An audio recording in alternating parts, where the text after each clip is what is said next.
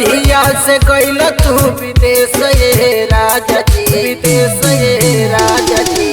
जहिया से गइल तू विदेश ये राजा जी, भइल बाटे पगल के है भेष ये राजा जी, भइल बाटे पगल के है भेष ये राजा जी। जहिया से गइल तू विदेश ये राजा जी, जहिया से गइल तू विदेश ये राजा जी, भइल बाटे पगल के है भेष ये राजा जी, भइल बाटे पगल के है भेष ये राजा जी।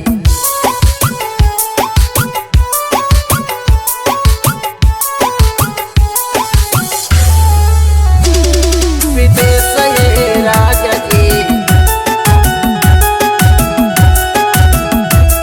विदेश ये राजा जी। रोज रोज बोले सब बोलिया को बोली, लागला करे जवा में जोई से हो गोली, लागला करे जवा में जोई से हो गोली। रोज रोज बोले सब बोलिया को बोली, लागला करे जवा में जोई से हो गोली।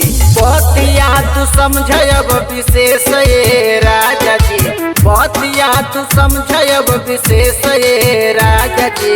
घर में रोज होत बा कलेश ये राजा जी, घर में रोज होत बा कलेश ये राजा जी।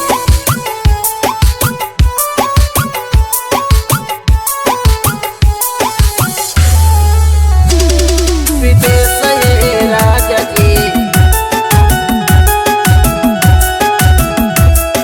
विदेश ये राजा जी। हार के सिंह बाग तोहर परतान पोइया, हमरा के चाही नाही राजा हो रुपया, हमरा के चाही नाही सोमनो रुपया।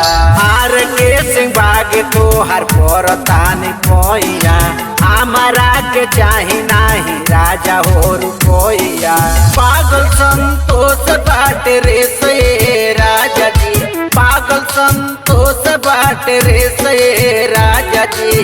डर लागे कौनो के से राजा जी,